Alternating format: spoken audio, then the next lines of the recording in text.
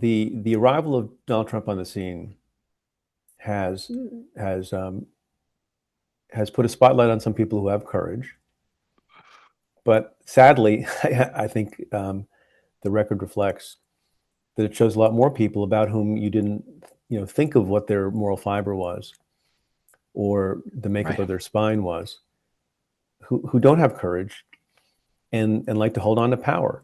I mean, for me, it's interesting. You talked about my controversy. Mm. My sin. It sounds so quaint now. Was determining that as the somewhat independent United States Attorney in the Southern District of New York, that I shouldn't speak to the sitting president of the United States who had called and left a message.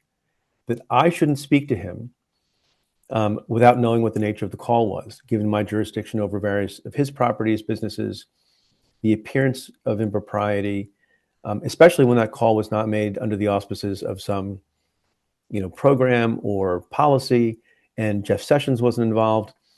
And I never said that I wouldn't talk to the president in any circumstance, but my integrity told me, and my training told me, and the example of Loretta Lynch, the former Attorney General, on the tarmac with Bill Clinton, all told me, Mm. don't talk to the president.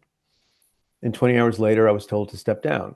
I mean, as were others, but I'm positive that there's a link between my refusal to talk to the president and my being asked to step down. How quaint Yeah. is that?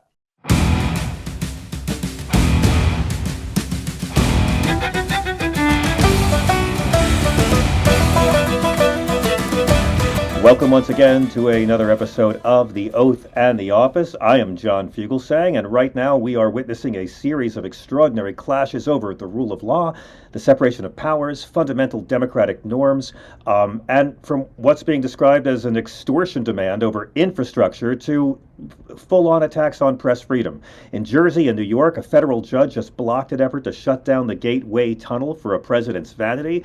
The DOJ executed a search warrant at the home of a Washington Post reporter. What do these events say about the health of American constitutional democracy? I have no idea. I'm a dopey comedian. That's why I lean on the star of our show, best-selling author and Professor Corey Brettschneider. Corey, it's good to see you. Welcome back.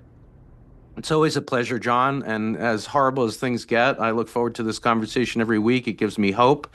And speaking of hope, we're going to have, after our discussion, a discussion with Preet Bharara. So I hope that his podcast is called Stay Tuned. I hope you'll stay tuned for that. And, it's an in-depth conversation that we'll have with him about questions of integrity in the midst of such destruction. And so let's get to the destruction. Let's do it. You and Preet Bharara one on one that's like porn for the angels, sir. That is just a brilliant conversation. But I wanna let before we get to there. Is that a quote from like somebody famous, or you just no, came I up just with that? that's something I made up. But before you get to your exalted conversation with Preet Bharara, come down to the mud with me for a bit, Professor. Let's begin this because these current headlines about the temporary restraining order to stop the shutdown of the Gateway Tunnel project, which affects millions between New Jersey and New York City, in essence blocking a political move to coerce state and local consent. I mean, Donald Trump essentially came out and said, I will release the funds for this critical infrastructure project if you name Penn Station and Dulles Airport after me. Now, Corey, we discussed this on SiriusXM already, but traditionally, what you do is if you want to have buildings named after you, you do good things for people, and then later they name buildings after you to honor you for the good things you did for them. This president's doing it differently. He is trying to blackmail people into naming things after him that are already named and saying he will hurt them and not let the projects be built and waste billions if he doesn't get what he wants. I mean, is this a form of extortion that crosses legal lines, or is this just really a pathetic narcissistic version of political brinksmanship? Well, I think, it is narcissism, and this is a person who wants to put his imprint. He put it on buildings in New York City, and now he wants it on a public monument in New York City or train station. He wants it on airports. He really wants to brand the name Trump. We would put it on the Lincoln Memorial if we let him. He wants to put that brand on our entire country. And what that stands for, it's a symbol, I think, if nothing else, of the destruction of democracy into a kind of kleptocracy, a regime of theft. And, thankfully, he can't be indicted for extortion, likely. That, there's a question anyway about whether this is part of his official duty, but a good chance courts would say it is. And as part of his official duty, it's protected. That's the horror of the immunity case. That's part of why we're talking all of this. I wish I could say, yeah, indict him. He committed a crime. But there are other ways to go at him. And what's happening is that this project in New York and New Jersey is pushing back, saying that this is breach of contract. You can't just upend money that's already been granted, allocated. You can't just agree to a plan in which there's expense sharing, have an entire contractual arrangement, and then upend it with an extortion demand. So I think there is a realistic possibility, very strong possibility, that if Trump tries to stop this project, he's not going to get his name on the building. That's clearly not happening. But I think he also won't be able to stop the funding. And so, yes, ideally he'd be indicted for something like this, all sorts of things, one of many things. But realistically, what's going to happen, I think, is that courts will slow him down and stop him from succeeding in this attempted to brand all of us with his name. I mean, from a constitutional governance grown-up standpoint, Corey, how dangerous is it when a federal authority is wielded in such a seemingly personal and, dare I say, petulant way? I mean, major infrastructure, funded in part with federal dollars, relied upon by millions, it affects the economy. When that becomes leverage for a personal conflict, not even about policy, I mean, what does that mean for the rule of law? Is there any legal precedent against this kind of tactic? Wow, I would say, just to go back to the beginning, like, isn't this extortion? It sure looks like it to me. And isn't that criminal? Trying to basically use public money in order to get your demands. I mean, it's mafioso in its characterization. And the thing that's really unprecedented is the Supreme Court's decision that the President of the United States has all sorts of immunity. Again, it's limited. We've talked to Sheldon Whitehouse about ways through legislation to cordon it off, to define official duty very narrowly. But the bottom line is, what's unprecedented is not prosecuting somebody for extortion, the idea that we're all under the law. So now we've got to find other, more creative ways of fighting back. And that's the reality of this regime, that we haven't faced all unprecedented. A president of the United States this naked in his aggression. We've seen other presidents act out in different ways, but this kind of raw extortion, we saw it from a vice president, that kind of corruption, Spiro Agnew, but from a president. I want to turn it now to another report that the DOJ executed a search of a Washington Post reporter's home, Professor, and filed a bar complaint related to coverage. Alarm bells have been going off in all the hot First Amendment circles on this. Jeff Bezos, of course, has had no comment about a reporter's home being searched, and this is a reporter who people leak to.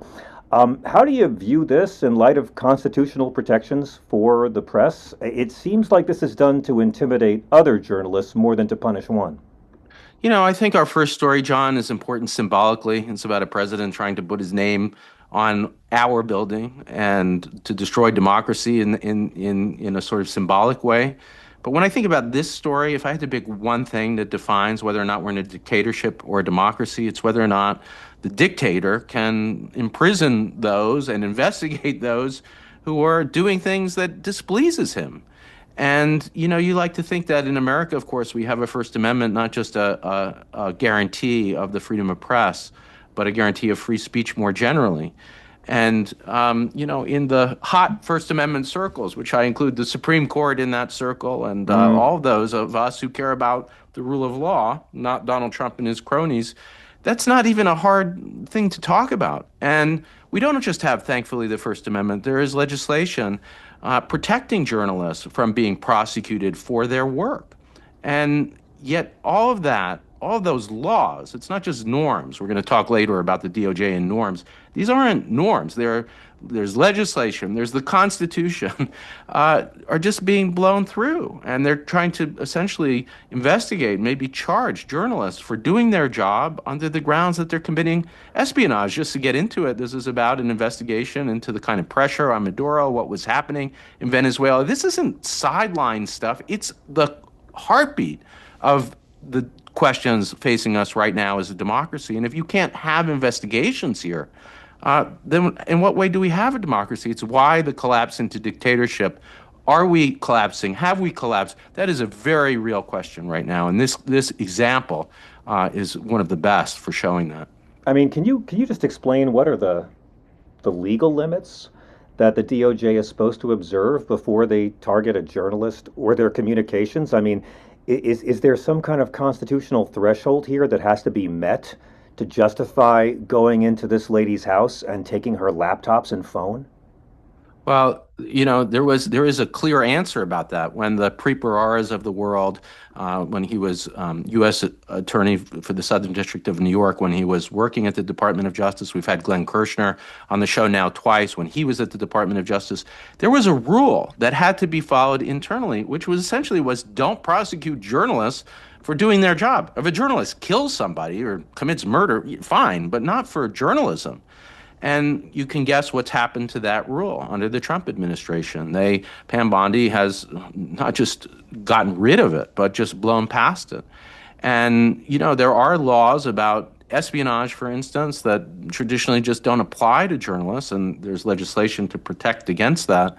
But when you're Pam Bondi and you're doing the bidding of a president, of trying to shut down democracy by shutting down dissent and shutting down the information flow that the press needs to give us to make decisions as citizens, again, that's as important as voting. The lines are blown past, and all of these norms that protected us, all this law that protected us, seem to be at minimum eroding. Now, it's not over. I think that the judiciary here, it's such a line that's been crossed, they'll push back. But there is a chilling effect, and that's part of the danger here, that the press is being shut down by the president. Even if he doesn't succeed in a prosecution imprisoning this journalist, there's fear, and that's the idea here. It seems like this is directly connected in a way to the Gateway Tunnel story with infrastructure. It's all about intimidation. Yes, exactly. It's all about this government trying to use fear to get its own way. It's not really about policy. I mean, there are people who are defending this search of a reporter's home, saying that it's law enforcement acting within their boundaries. But what happens when a DOJ does things that have the effect of chilling reporting, especially on matters of public interest? It seems like, again, this is why they went after Don Lemon and those 4 journalists for covering the protest in the St. Paul Church. They know Don Lemon and the black journalists didn't break the law. They're trying to scare other journalists. Yeah, and John, I think that's such an important point, that a lot of times, and I think when you and I started talking about all this in 2016 when Trump was running, even early in his first term, and Preet Bharara is an example of this, fighting back, refusing to resign, getting fired. The norms were so strong that we thought he's not going to succeed.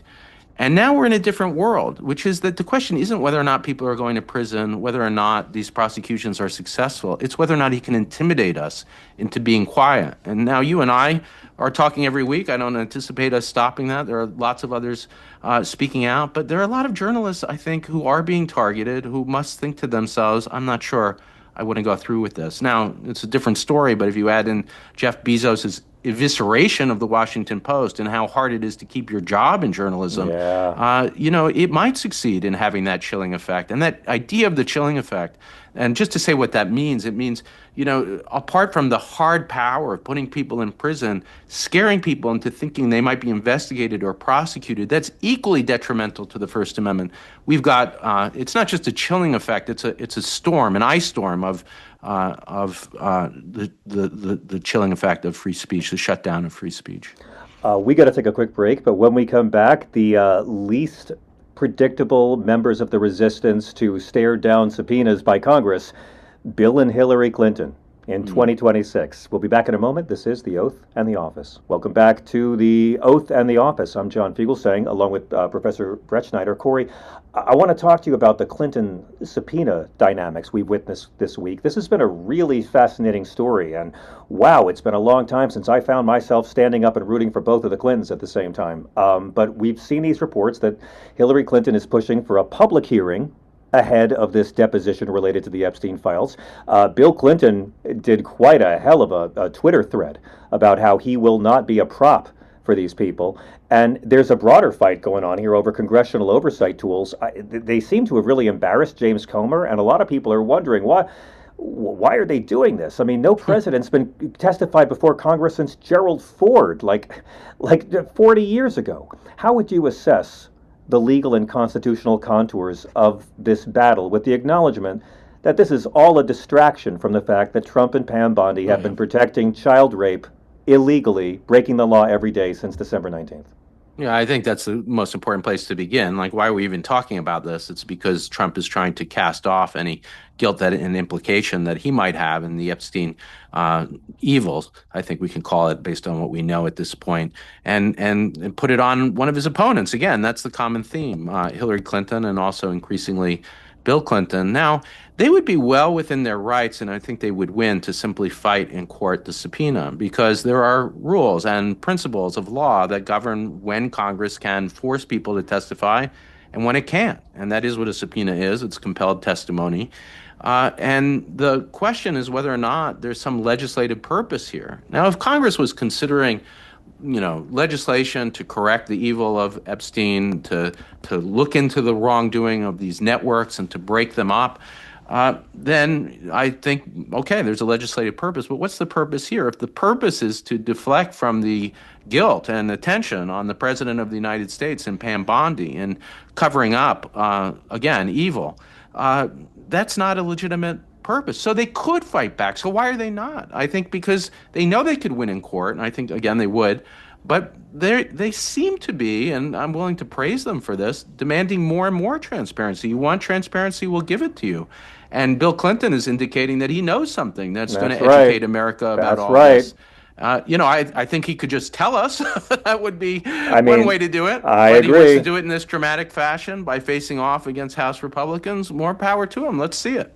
I was at the DNC 2 summers ago, and of course, Bill Clinton was the guy who went off script for 20 minutes, just went off the teleprompter. He does know how to hijack something, and we forget what an incredibly compelling orator he is.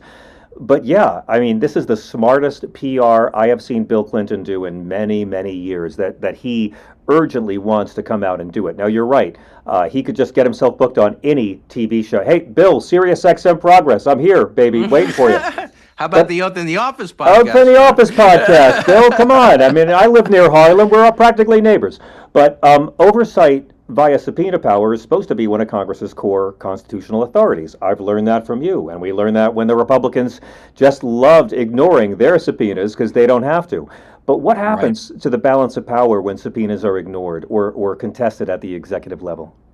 Well, I think it's a balance. During the compulsion to testify of people in the Trump administration, the aftermath, I thought that, there was a serious legislative purpose to compelling some of this testimony. Of course, Bannon refused to testify before and went to prison for it. But I think the balance is we have to remember there are moments in history where Congress has abused its investigative power. So it's not as simple as if you're brought to testify, then yes, you should have to do it. So think of the Red Scare, the House Un-American Affairs Committee, for instance, which was all about attacking those on the left, communists, but also progressives and people who were on, to the left of center. And were those subpoenas legitimate? No, absolutely they were not. And so they were an attempt to use the tools of government in order to shut down opinion.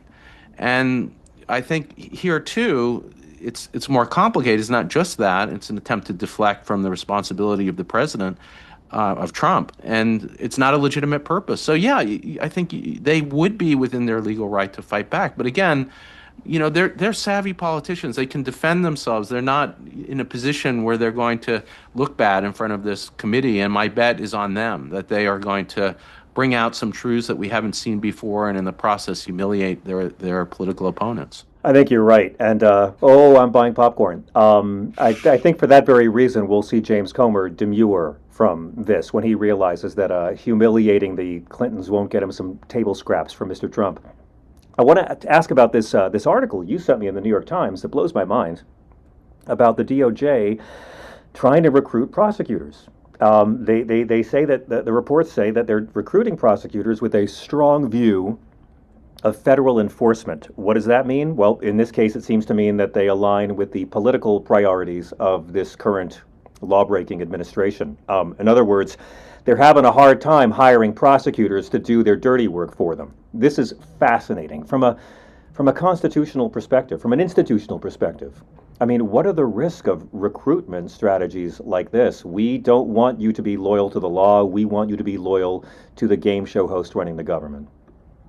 Well, I just think what a topic and what a lead in this is to the in-depth interview with Preet Bharara. I'm going to certainly ask him about this and talk to him about it. But as an initial way in, let me just say this. The Department of Justice used to be a highly prestigious position. One of the most impressive things that you could do out of law school, really any point in your law career, would be to go and to work in one of the divisions of the Department of Justice. The Department of Justice, by the way, founded during the Grant administration to protect civil rights, to enforce the Ku Klux Klan Act and shut down the white supremacy that was left in this country in the aftermath of the Civil War. What a proud history. And I think for so much of its history, the Department of Justice did amazing work. Even during the Nixon administration, Archibald Cox, who went after the president for his crimes, exposing him, working with the grand jury that uncovered so much of the crimes of Watergate, later handing it all over to Congress. A failure to indict the president, yes, but still a proud moment. Leon Jaworski, who continued that fight, the aftermath of Nixon.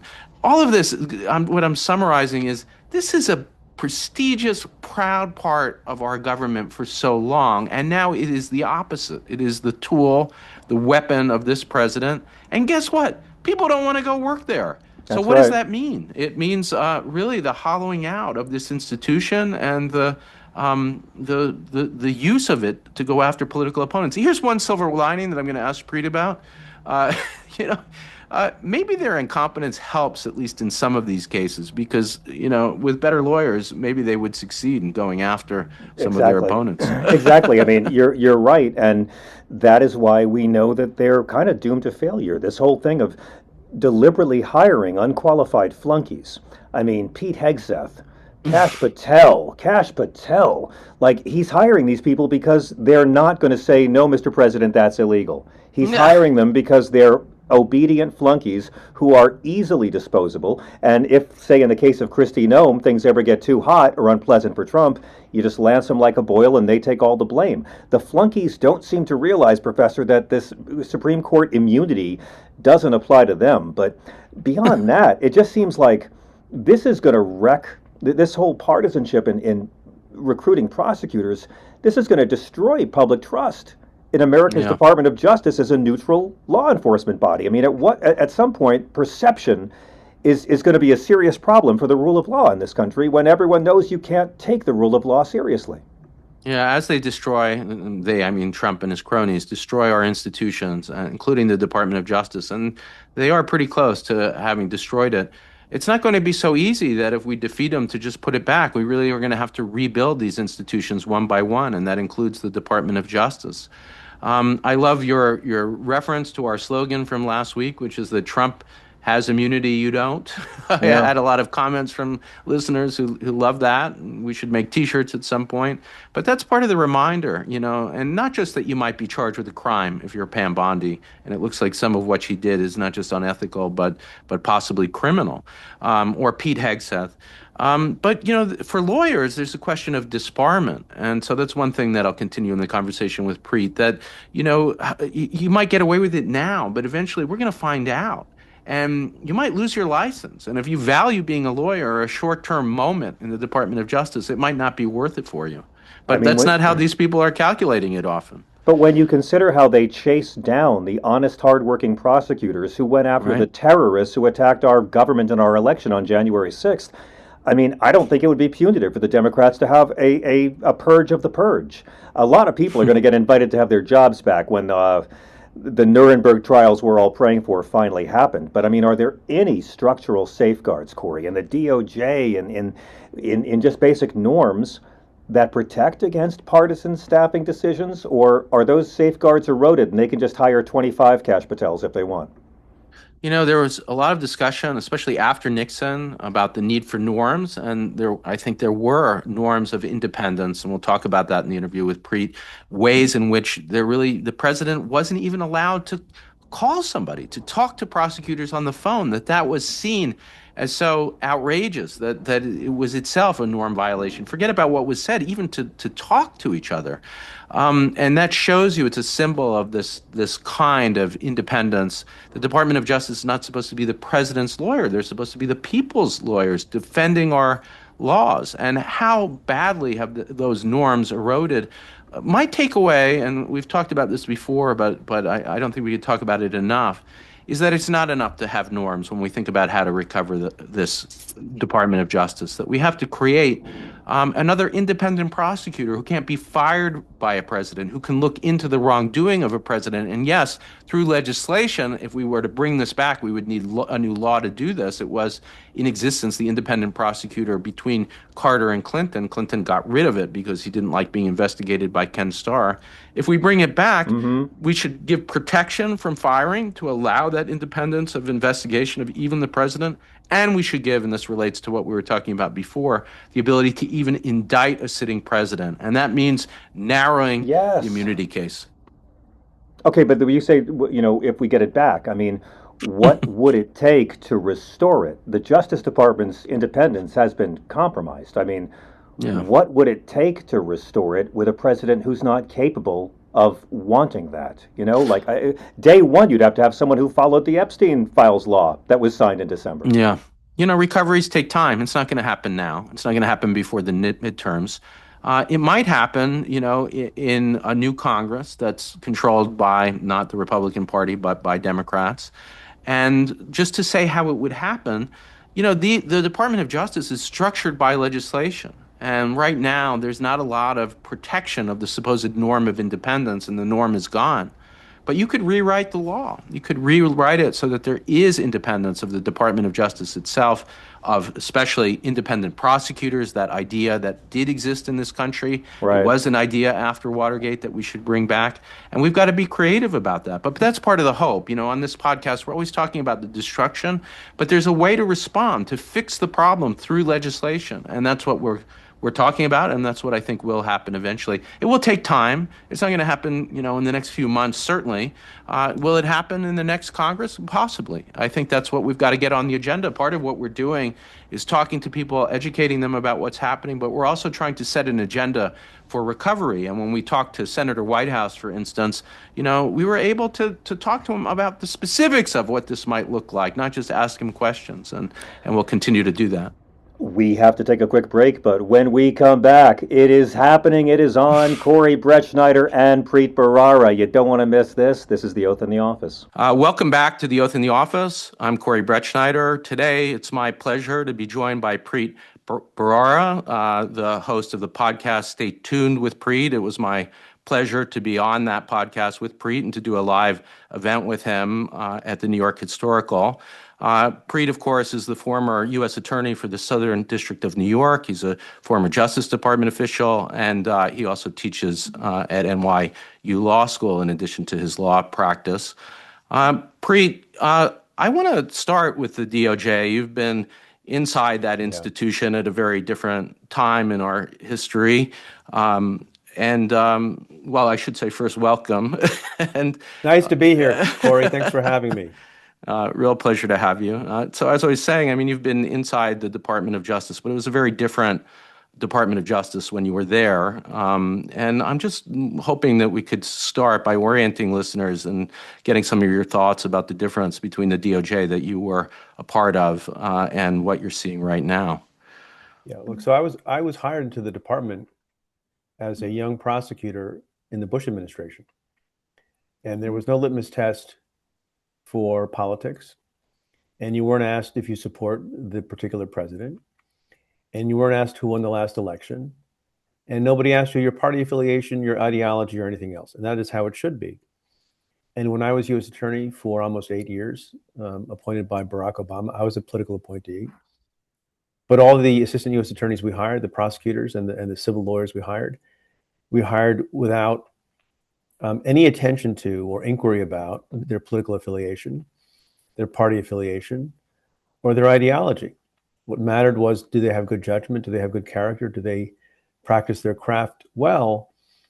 And no doubt, under Republican presidents and Democratic presidents, many people are independent, but hired into the ranks of the Justice Department were many people of opposing and differing points of view, but that did not matter. Didn't matter. That seems to matter today. So that's point one. And that's a terrible thing. Point two is, we had a pretty full Justice Department.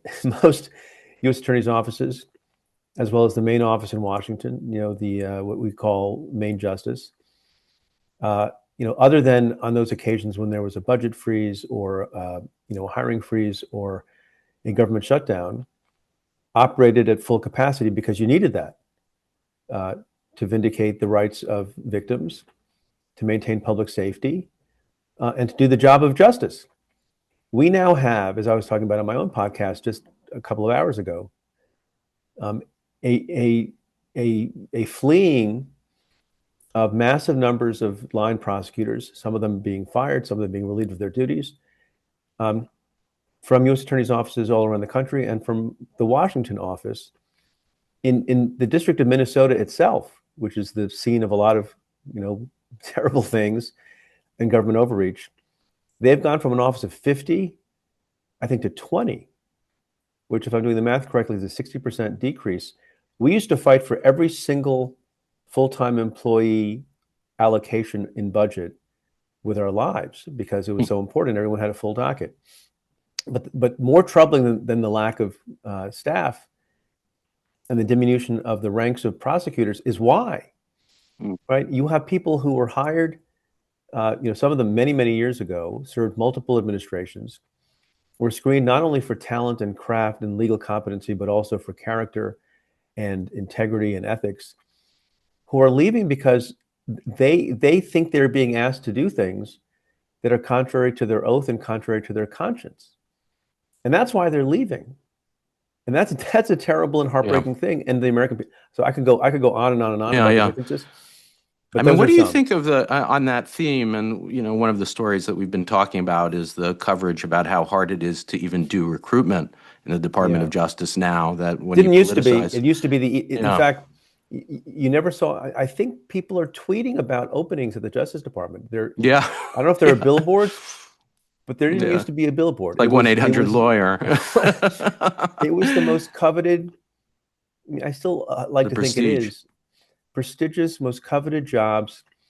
I mean, people would leave highly lucrative private practice for the opportunity to serve at a government's wage in the Department of Justice at various U.S. attorneys' offices. I recruited back people who took, people who were in the office, and then I needed, a leadership position filled. And people would, who does this in life? People took 95% pay cuts. People making $2, $3, $4 million a year came back for $150,000. Yeah. Right. So they could serve who leaves millions of dollars on the table for a job, in the government.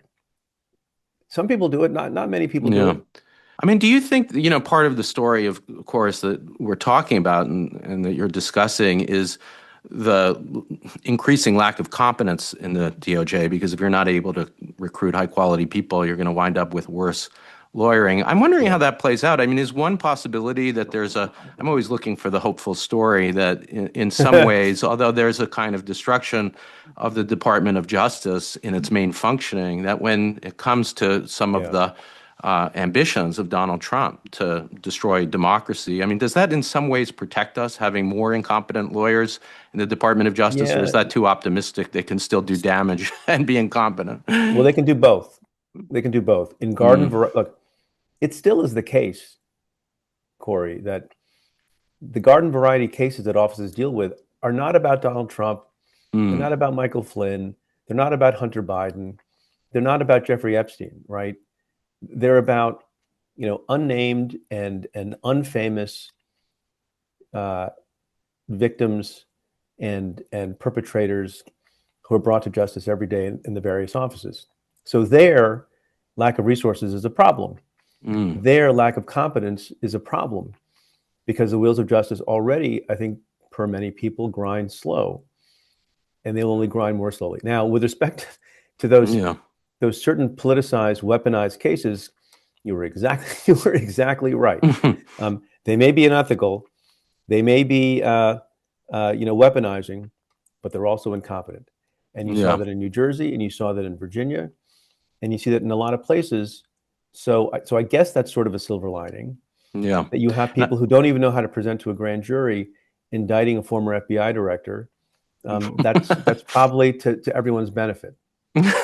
I want to ask you more about the weaponization, the Yeah, political prosecutions, but I have a follow-up on the interesting theme that you're carving out, which is I want you to react to there's a theory that law professors are increasingly embracing of a kind of dual regime, that there's a kind of lawlessness, the theory, which goes back to a theory of fascism and various ideas of dictatorship, that there's a theory that says when it comes to the dictator, there's lawlessness, but you still might have a yeah, normal functioning rule of law state in relation to normal people. But in a way, I hear you saying maybe the opposite, which is that, actually exactly where we want the rule of law to function, prosecutions of the bad guys, of those who have committed serious violent crimes, that maybe there we're lacking the kind of competence that we need even for the rule of law. So does that go too yeah. far to say that really, No, I think yeah, look,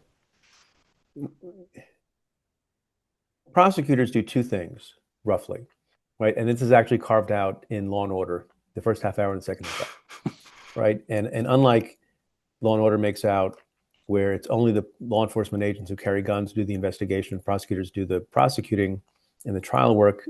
I believe in the federal system, prosecutors do both. And so, if you have limited resources, what are the things that you urgently have to deal with? You have to deal with already indicted cases of defendants who are already in the dock, right? So you've indicted a case, there's a suppression hearing in a week. The judge has ordered everyone to show up and to have a hearing. You have to do that hearing, right? You have to have a process. And so if both prosecutors on the case resign the week before, you got to find a new prosecutor, get up to speed right away. You have to do that because there's a court proceeding and humans have to show up and do the work. The things that are not on the same timetable are investigations. So let's say you have three prosecutors working with three FBI agents to root out corruption in the state capital of a state. That deadline is just a statute of limitations, right? And so that might be the most important thing going on at the office, not the garden variety case that has a suppression hearing the following week, yeah, but chasing down witnesses before they destroy evidence, before they get rid of their ill-gotten gains. But that's what's not going to get done, because that's not where you need humans necessarily, because it's not a suppression hearing that's been scheduled on the docket. You know what I'm saying? yeah. So lots and lots of, and people won't see it right away, but there's an opportunity cost when you pick one thing versus another thing, Yeah. and that's what you worry about. Yeah, and of course, the worry is that the incompetence of the DOJ isn't just short term, that even if we survive this Trump presidency, there might be long-term damage, and the damage might go beyond the immediate political prosecutions to more general harm to the system of justice. I Yeah, did want to pivot to ask you about the political prosecutions, of course, and I'm interested, you mentioned James Comey and Letitia James. I mean, I'm interested in your thoughts. They seem to me, at least, to be raw instances of political prosecutions by prosecutors who that is are correct, sir. choosing loyalty over. So that was my first question. Am I missing You anything? are I mean, the correct. more complicated case and maybe more interesting one to get into is the Bolton case. And, there is an argument that it's more of at least a hybrid. Clearly, there is an element of retaliation. Yeah, But the argument is that there really were national security issues, that he might have acted in a criminal way. And so I wonder, I mean, to help us puzzle through that, I mean, what do you do when there is yeah, some element of law breaking, but there also is this political motivation? How do you analyze that case? I mean, I'm interested, of course, in your thoughts on Bolton and yeah. James as well. I mean, sorry, So I'll say that again. I'm interested in your thoughts as well on James and Comey. yeah, so sometimes it's hard to figure this out, particularly if you're a layperson. But it's also hard to figure out if you're not involved in the case and you have prosecutorial experience. So you have certain indicia of whether something is kosher or not. All right. One indicator is whether or not, and this is not a question that had to be asked before, did the President of the United States post on social media flatly his interest in sending you to prison, perhaps to the death penalty, which he's done with certain people, and pronounced you guilty. That's a marker that any prosecution that follows is BS and is weaponized. Second thing you can look at are the charging documents themselves. You read, like, if you read the Bolton indictment, you know it, and I've read a lot of indictments, and my name is affixed to hundreds of indictments that have been filed in court. You know, it has a certain heft. There are certain things in there that you think, I wonder how he's going to defend against this. Not prejudging, he's presumed innocent, and there may be defenses, and there may be, it's one side of the story, but it's quite a story of his, sharing information with members of his family for purposes of writing a book that are clearly classified. I don't know how that's going to work out, but you read it and you don't think it's trash. Then you read the Comey indictment and you think that's trash. Then the third indicator for outsiders, I think, and there may be others, is who else was involved in the decision making outside of the people who are beholden to the guy who posted the Truth Social, send these people to prison. And in the case of Bolton, again, it's not dispositive at all. There was a search executed, and that search was authorized by a court. So there was the intercession of a court.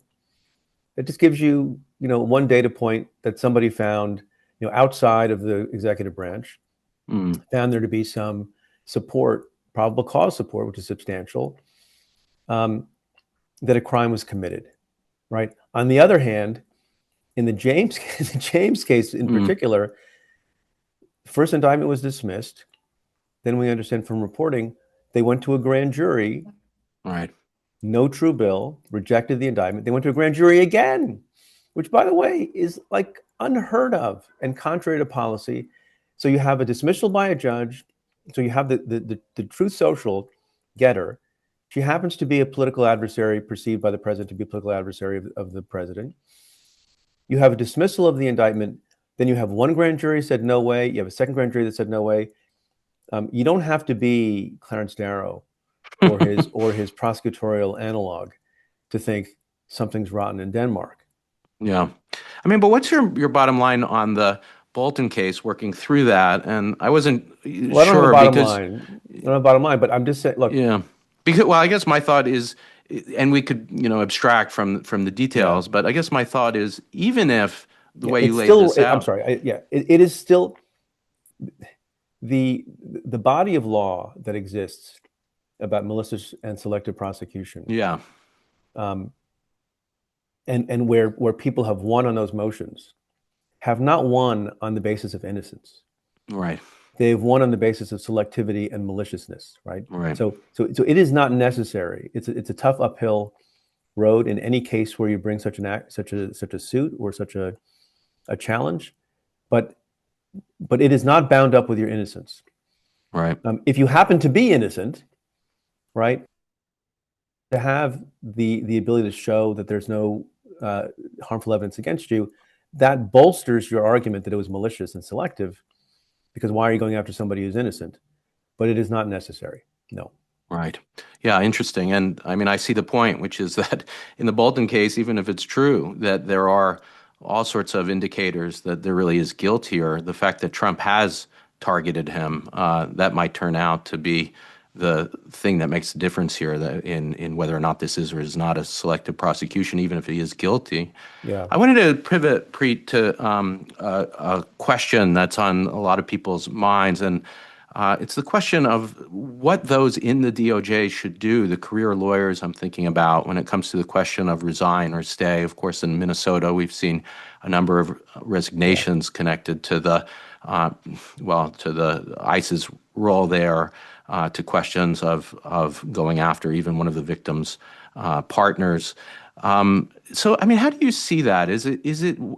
What kind of advice would you give to a member of the Department of Justice now? I mean, I'd invite you too to reflect on your own famous controversy where, of course, you decided not to resign during the first Trump administration as a matter of principle and were ultimately fired in Trump 1.0 by Trump, and how if that's a lesson in any way in any of this. It's very difficult, and my view on this has evolved, and it depends on the particular circumstances you find yourself in. So if you're the problem is if you are involved in a particular specific concrete matter and you've been given a directive to do something, let's say pursue an indictment or dismiss a case that you thought was a righteous case, you're not the Attorney General of the United States. There's a chain of command. You can either do the thing that you think is wrong, unethical, immoral, unlawful, unconstitutional, that, by the way, this is not a small thing, may put your bar license in jeopardy at some point in the future. You kind of don't have the option of doing the thing that you think is correct. You kind of have no choice but to step down. If you are the head of the office and you insist on taking a particular action, which you can do, right? Then you can force your firing, which I'm partial to. I'm partial to making people fire you on their grounds, which can be seen to be false or fraudulent or improper, rather than giving them a bye. But you really kind of have no choice. Then there's a more complicated, I think, region in which you're kind of in a position of authority somewhere in the Justice Department. No one has asked you to do a particular concrete thing that goes against your conscience or your oath or the law as you understand it. But there's overall, but people around you are doing those things, and in that situation, it's the same moral dilemma that has been faced by lots of people, including chiefs of staff in the Trump White House in the first term and probably in the second term, which is, if I leave someone with less ethics and less morality and less integrity is going to take my spot. So I should fight for what I can fight for here. And I increasingly don't buy that. I think it depends on. Well, it sounds all well and good, but then you're tainting yourself, and you're sticking yourself, and you're complicit. And complicity is bad, and you're enabling things. No doubt it's true, right? Yeah. You have somebody who there are people who've been in the Trump orbit, including Jeff Sessions and Bill Barr, who were not paragons of virtue in my book as attorneys general, but they had lines. Right. They had some lines, right? And every time somebody with some lines steps away or gets removed, somebody with fewer lines or no lines can take their place. Yeah. So this is, you're the professor. I mean, it seems to me you tell that me over how to time, I'm just trying to show my work. I don't know. Yeah. Trying to be thoughtful about this. It's just a really tough thing. And there are arguments in favor of staying, and there are arguments in favor of going. As more time goes by, I tend to favor going. Yeah. And if it's just a matter of conscience, I mean, this is just fitting with your thought process here. More and more, we have people around who seem to have no conscience. And when I look at Pam Bondi, it's not just unethical behavior, but I imagine some of it might be even criminal. I don't know if you think that goes too far. And then over time, as the people of conscience over 2 terms have resigned, what we're left with are loyalists who seem to have no line. So I wonder how relevant any of this advice becomes then if it's pure loyalists who don't even have the kind of conscience and careful. You also, of course, teach and are a professorial way of seeing this dilemma. Yeah, look, has put a spotlight on some people who have courage. But sadly, I think the record reflects that it shows a lot more people about whom you didn't, think of what their moral fiber was or the makeup of their spine was, who don't have courage and like to hold on to power. I mean, for me, it's interesting. You talked about my controversy. My sin, it sounds so quaint now, was determining that as the somewhat independent United States Attorney in the Southern District of New York, that I shouldn't speak to the sitting president of the United States who had called and left a message, that I shouldn't speak to him without knowing what the nature of the call was, given my jurisdiction over various of his properties, businesses, the appearance of impropriety, especially when that call was not made under the auspices of some, program or policy, and Jeff Sessions wasn't involved. And I never said that I wouldn't talk to the president in any circumstance, but my integrity told me, and my training told me, and the example of Loretta Lynch, the former attorney general, on the tarmac with Bill Clinton, all told me, don't talk to the president. And 20 hours later, I was told to step down. I mean, as were others, but I'm positive that there's a link between my refusal to talk to the president and my being asked to step down. How quaint is that? Yeah, right? to even imagine. And that was the best job. Yeah. I love the job so much and thought it was such an important position to have. I didn't vote for Donald Trump. I didn't have respect for him as a politician, but I accepted his offer to stay on because I thought I would be left alone in the Sovereign District of New York to do my work.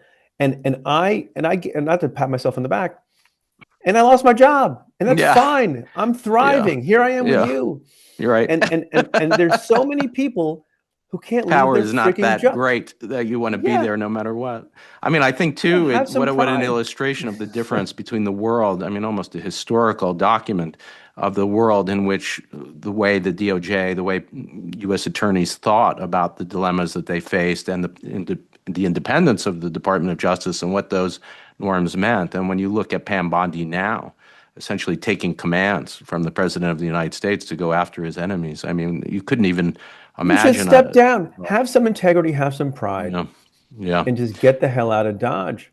And I don't get it. Look, you have law firms who caved for no reason, and we're all very nice and polite about it. I'm at my law firm had an executive order issued against it. We went to court. Yeah, we're one of 4 law firms, Wilmer Hale. I'm very proud of that. Yeah. And when I don't mean to be overly dramatic, and I'm not virtue signaling, but when I leave these environs one day, ultimately, I'm proud of the fact that I didn't talk to the president. I'm proud of the fact that I worked at a firm that went to court and won. More people should want to do that. More people should want to have that be the thing that their associations are known for, and that their own personal conduct is known for. And again, I don't mean to get on my high horse, but I just don't get it. For a little bit of power, for a little bit longer, it's not worth it. Yeah, and also when you think about the fact that this regime will end one day, and the unethical behavior, the crimes, as we've been saying on this podcast, Donald Trump might have lots of criminal immunity, but average officials might not in some of these cases. And certainly they don't have ethical immunity, and they don't have immunity from Corey, bar. Here's what they're going to say. Yeah, they're going to say which is further to my point. They're going to say, look, I was a tempering influence on the president. I was a tempering influence in that administration. If it wasn't me, it was going to be somebody worse. And here, you don't know this, but behind the scenes, here are the things that I did. I sidelined this bad guy. I fired this other bad guy. I prevented this other weaponized prosecution. But meanwhile, you were complicit in lots of other bad stuff. And I don't know that I trust a person who wants to stick to their job so adamantly to make the judgments about which things were appropriate to let slide and which things were good not to let slide. But that's what they're all going to say when they come out. They're going to launder themselves, and we should not permit them to get laundered. Yeah, exactly. I mean, you've started answering my last question. This has been an amazing and in-depth and honest conversation, Preet. And I like the idea, too, that in some ways the usual professorial model of resign or not and questions of conscience really have shifted as we're facing a threat of, well, as I see it, dictatorship, and the question of whether you want to be complicit in the destruction of American democracy looks different than the questions of conscience might have in previous presidencies. I mean, we've talked about some worrying things, Preet, and we're always looking for hope on the Oath in the Office podcast. So that's my last question. I mean, where can we find it? Well, look, it's we find it where I I began in talking about a few minutes ago when I said the advent of the Donald Trump administration, in particular the second administration, I focus on one of the two things. I focus on the negative in my answer. And the negative is that you find people who have no scruples, who want to hold on to power, who want to hold on to their prestigious position or get a prestigious position. But then you do find people who are courageous and will fight against the tide in their own party. Liz Cheney is one of those people. Yeah. I think Marjorie Taylor Greene is one of those people. I think I mentioned already, I think the four law firms that fought when so many didn't and were told that they were going to perhaps cease as going concerns. Like law firms have been around for decades or hundreds or 100 years. They took a lot of risk and they did those things. The people of Minneapolis, who by dint of, I think, protesting honorably and peacefully, and not giving, the other side an excuse of overreaction to then be more violent and say, see, these killings you thought were unjustified, were justified because we now have an unruly mob and these people are savages. And they've been called worse things by President Trump. Whenever bad things happen, you see two things go on, right? You see some people who go along with it because they think that's the way to be, and you see people who defy it. And so I always draw inspiration and hope from the people who defy. When it's most difficult to do so, when it's most perilous to do so, and there are lots and lots and lots of those people, and we should hold them up and hoist them up, and try to find ways to join them. Yeah. I mean, ethics might look different at this moment and what the right thing to do is, but one of the things that I've gotten from this conversation, it's been such a pleasure to have this in-depth conversation with you, is that, it's especially in the most dire times that we need to think about questions of ethics, and that looking for heroes and looking for those people of virtue. And so, Preet, thanks for joining us and Thank you. this Thanks great for having conversation. me, Sarah. Total great pleasure. to see you again. Thanks great so to much. see you. Thanks for joining us. Wow, I want to thank Preet Bharara for sitting down with Corey. That was great, Corey. This is a guy who's been on the front line since the first year of Trump's first term, and it's so amazing to see how he is still fighting for the rule of law. Yeah, when you and I first met, it was around the time he told the story about how he decided to refuse to resign, to force Trump to fire him in order to get on the table the corruption that was at the heart, really, of Trump's regime. And that story, is one of the ones that we talked about. So to get to talk to him in depth about what happened and his thoughts about Department of Justice independence, and also to end on the hopeful note, to talk about ethics and the importance of ethics, especially in the midst of this attempted dictatorship, and finally to get his ideas about hope and that theme of the Oath in the Office podcast that we always come back to, that yes, it's a dark moment, but we will recover. He was an exceptional guest. We'll have him back, and what a pleasure to have him. What a pleasure, of course, as always, John, to speak to you every week. Well, and I thank you, Corey. There's no one I'd rather spend multiple constitutional crises with. Because we're way beyond constitutional conflicts. Yes. We're in multiple juggling constitutional crises with live chainsaws, and I mean, I gotta say, really, it is the judiciary that's the primary bulwark against this overreach. I mean, God bless all the good people marching in the streets, but it ain't the press right now that's doing it. And it sure ain't Congress that's doing it. I mean, these roles are these other institutions are supposed to play equal or greater roles, but it really is the judiciary. If you had a chance to tell everyone in America about what's at stake legally and constitutionally in these conflicts for the months ahead, what would it be? Well, John, I mean, I wish I could say that we could look at each of these conflicts and, there's a question about search and seizure and ICE ignoring it. There's a question about the 10th Amendment and ICE ignoring it. There are the questions about extortion that we talked about at the beginning of the podcast, and of political prosecutions that I talked about with Preet. But really, I think it's a mistake to just see these as isolated things. The thing that really is at stake is our democracy, and the threat that the presidency, which is supposed to be bound by the rule of law, might be used to destroy democracy itself. It's something that the anti-federalists worried about, that the founders were aware of, and wow, it really might happen. And I don't want to hide from that. That's what we're showing every week. But I also don't want to hide the hope, because we are fighting back. And I do think that in the end, the fact that we're fighting, that there is a constitutional crisis, that we haven't given up, that there's a crisis at all, not subjugation, that's where the hope comes from. So I want to just thank you, Corey, for just helping us navigate this extraordinary moment where legal norms and constitutional order and political power are intersecting in ways that civics class didn't prepare us. And thank you for knowing all the Bad Bunny lyrics, too. What is the best way for our listeners to follow you, Professor, and keep up with your work the other 6 days of the week? Well, we have a great newsletter on Substack, so subscribe there. You can listen to us on any of the places that you get podcasts, and I urge you to continue to leave reviews. We've got almost all 5-star reviews on the various platforms. On Spotify, we have more than 520 on Apple. And of course, we continue to be in that top 5. We were 4 last week. We continue to climb on Apple government podcasts, and continue to tell people about it. The reason we're growing is we don't have a huge advertising budget. We do some sharing of ads, but it's really people telling their friends. So keep doing that. If you like this podcast, tell your friends to listen and become aware of what's happening in this democracy and the threat to it. Right on. I want to thank Wendy and Beowulf and everyone who helps us put the show together. I want to thank all of our listeners for being so brilliant and so deeply attractive. And most of all, I want to thank you, Corey, for making me feel a little bit smarter and a little bit braver every week. You can hear me every night on SiriusXM Progress, channel 127.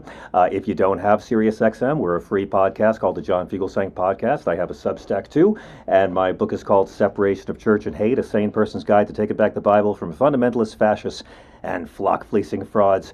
Corey, I feel better about my crumbling democracy already.